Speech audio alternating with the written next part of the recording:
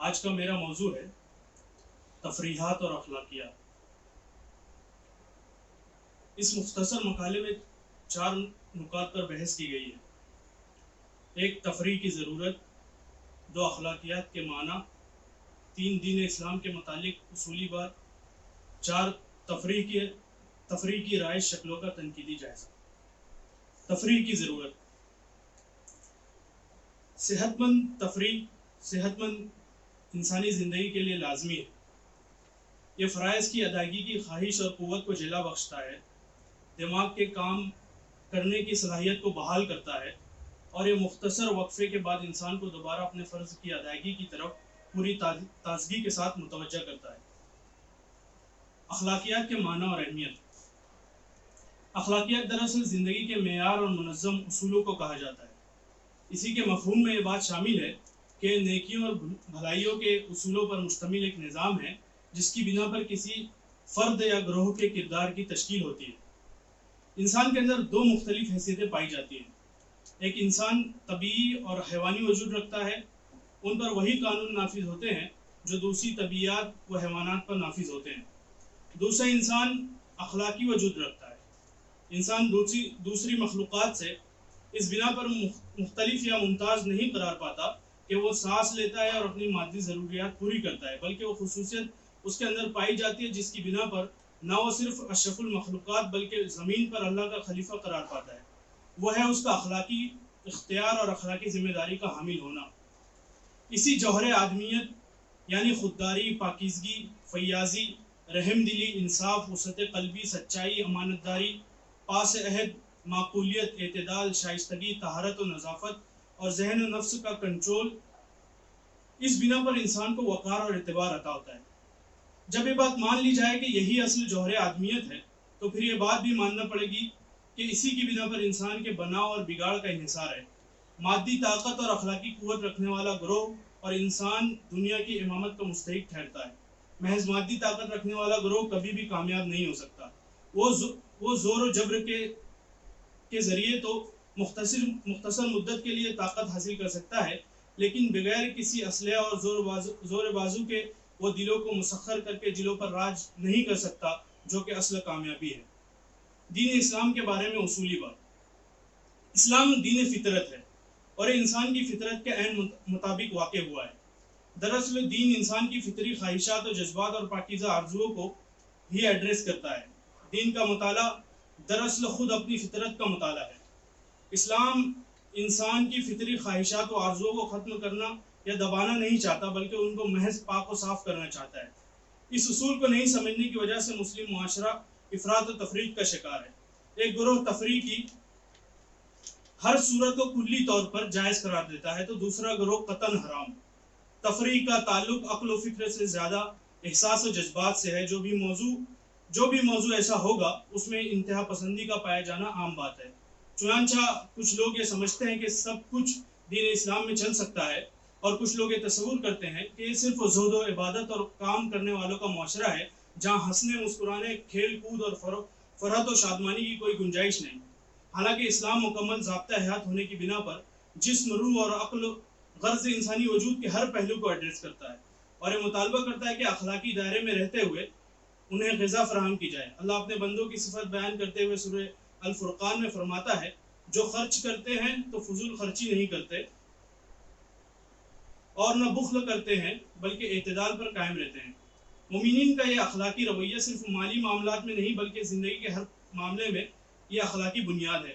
علامہ یوسف al Qaradawi اپنی کتاب اسلام اور فنون لطیفہ میں لکھتے ہیں کہ اگر ورزش سے جسم کو، عبادت سے روح کو، علم سے عقل کو غذا حاصل ہوتی ہے تو فنون لطیفہ سے روح و وجدان کو غذا ملتی ہے، اور اس سے مراد وہ معیاری قسم ہے جو انسان کو رفعت و بلندی عطا کرتی ہے، نہ کہ جو اسے پستی کی طرف ڈھکیلتی ہے۔ تفریح کی مختلف رائج شکلیں۔ اسپورٹس۔ 21ویں صدی میں اسپورٹس کو غیر معمولی اہمیت حاصل ہے۔ اسکول، کالج اور یونیورسٹیز ہر جگہ اسپورٹس کے سلسلے میں طلباء کی حوصلہ افزائی کی جاتی ہے۔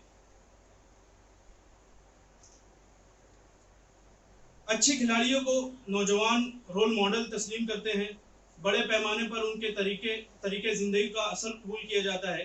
کھیل کی دنیا کی بات بچوں سے لے کر بوڑھے اور عمر کے لوگ کرتے ہیں۔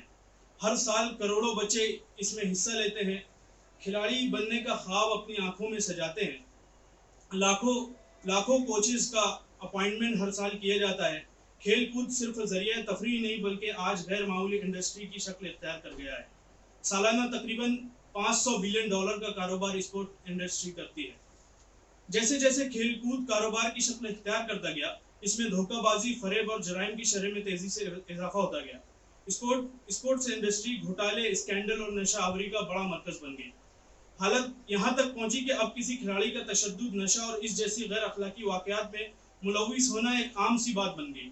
خاص طور پر کھلاڑیوں کی تھکان کم اور درد محسوس نہ کریں، اس لیے ڈوپنگ جیسی نشہ آور ادویات کا استعمال کیا جانے لگا۔ جے اسپورٹس میڈیکل 1997 کی رپورٹ کے مطابق عام لوگوں کے مقابلے میں کھلاڑیوں کے سلسلے میں اس بات کا زیادہ خدشہ ہے کہ وہ ضرر رساں اور باغی مزاج و کردار رکھنے والے واقع ہوئے ہیں۔ اسپورٹس کے بزنس کو بڑھانے کی غرض سے ہر وہ ہتھ کنڈے اپنائے جانے لگے جس سے لوگوں کو اس طرف راغب کیا جائے اور جس سے مارکیٹ کو فائدہ ہو۔ لہٰذا سٹے بازی، عریانیت اور نشہ آوری کو خاص اہمیت دی جانے لگی۔ کینیڈا کی سروے ایجنسی پال میڈیا کے مطابق تشدد اور ڈرگز کے استعمال کے خوف کے سبب والدین اپنی اولاد کو اسپورٹس میں شامل ہونے کی اجازت نہیں دیتے۔ غرض یہ کہ کھیل کود کو مکمل طور پر تجارت کا ذریعہ اور غیر اخلاقی حرکتوں کا مرکز بنا دیا گیا۔ اسلام نے کھیل کود کو ہمیشہ سے اہمیت دی ہے۔ اسلامی تاریخ میں لوگوں کی جسمانی تربیت کو ایک اہم مقام حاصل رہا ہے۔ زمانہ جاہلیت میں اہل عرب مختلف کھیل تماشوں سے لطف اندوز ہوتے تھے۔ شہ سواری، تیر اندازی، تلوار بازی، کشتی وغیرہ کے ساتھ قمار بازی اور جوا عام تھا۔ اسلام نے انہی کھیلوں کو باقی رکھا جو اس کے مزاج سے ہم آہنگ ہو اور لوگوں کے اخلاق و کردار کو خراب کرنے والے نہ ہوں۔ مشہور ہے کہ حضور اکرم صلی اللہ علیہ وسلم بچوں کی دوڑ لگاتے تھے۔ حضرت کردار کو فروغ دیا جائے، کھلاڑیوں میں محبت اور پاکیزگی جیسے اقدار پروان چڑھیں۔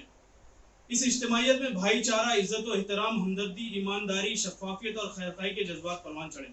کھیل کود اپنی اصل یعنی جسمانی اور ذہنی ورزش کا ذریعہ بنے۔ سیر و سیاحت صرف ایک شوق نہیں بلکہ اب ایک پیشہ بھی مانا جاتا ہے۔ شعبہ سیاحت ایک انڈسٹری کی شکل اختیار کر چکا ہے۔ سیاحت کی مختلف نوعیت ہیں: سیاحت برائے تفریح، سیاحت برائے علاج و معالجہ، سیاحت برائے مذہبی امور جس میں مذہبی مقامات کی زیارت شامل ہے، سیاحت برائے تعلیم، سیاحت برائے جنسی آوارگی، جنسی تسکین کے لیے سستے ممالک کا سفر۔ سیاحت کی اخلاقیات کیا ہوں، اس سلسلے میں اسلام کا نقطہ نظر بہت واضح ہے۔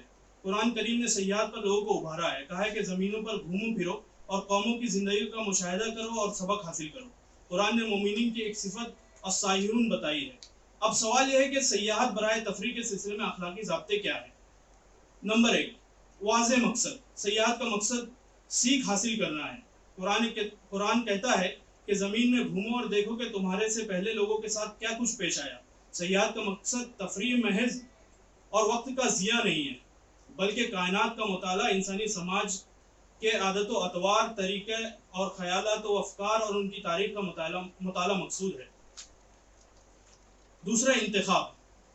ان جگہوں کی سیر کریں جہاں آپ کے ذہن و کردار کو تعمیری رخ حاصل ہوتا ہے۔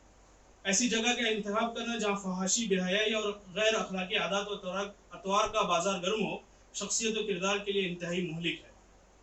تیسری چیز ہے وقت۔ سیاحت کو کتنا وقت دیں، یہ اہم سوال ہے۔ عام طور پر سیاحت بہرحال ایک مخصوص وقت کے لیے کی جانی چاہیے۔ اپنے وقت کو قیمتی سمجھنا اور بہتر طریقے سے استعمال کرنا مومنین کی صفت ہے۔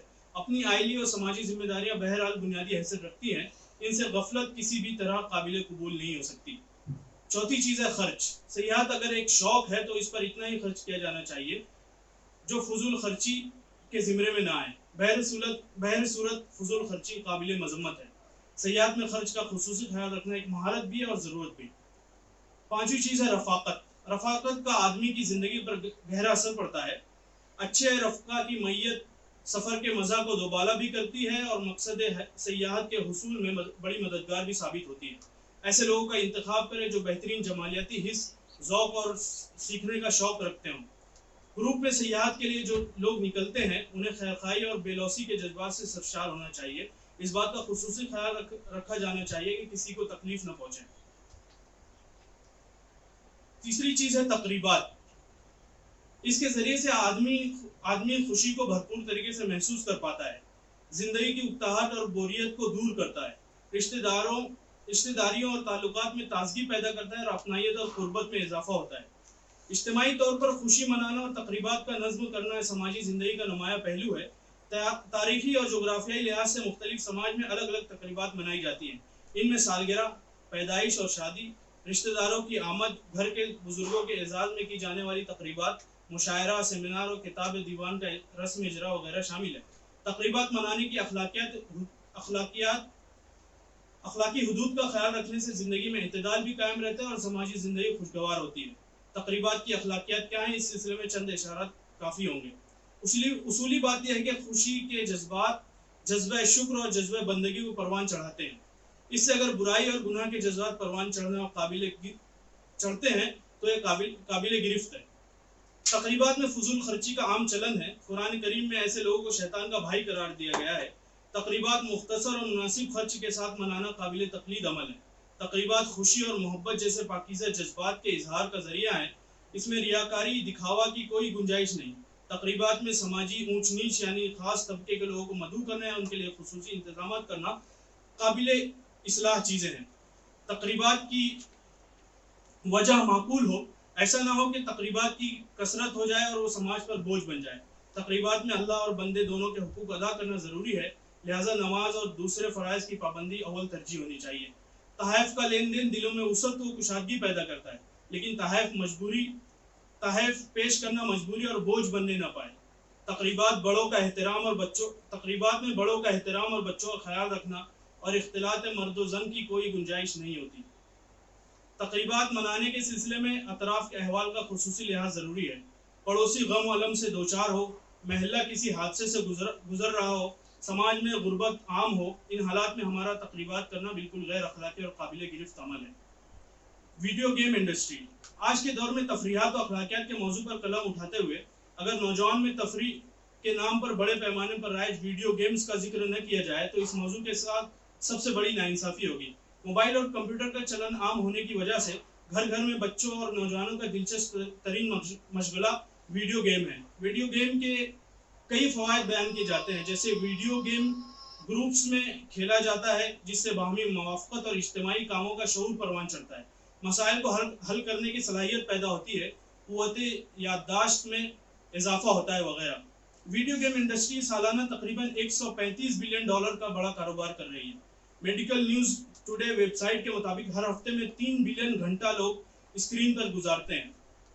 اس انڈسٹری نے پیسے کمانے کی نیت سے ہر قسم کے گیمز بنائے، جن میں قبول عام ایسے گیمز کو حاصل ہوا جو تشدد، چوری، ڈکیتی اور گناہ و جرم پر ابھارنے والے ہوں۔